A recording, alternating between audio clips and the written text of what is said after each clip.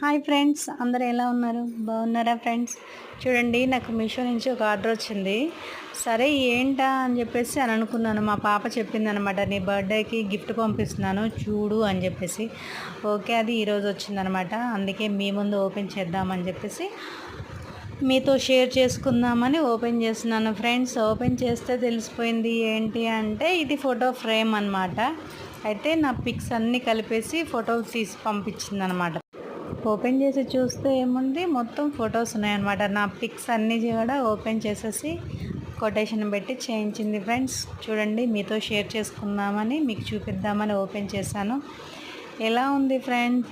పర్వాలేదు, ఈ ప్రైస్లో ఇదంటే నాట్ బ్యాడ్. ఓకే, గుడ్, బాగుంది.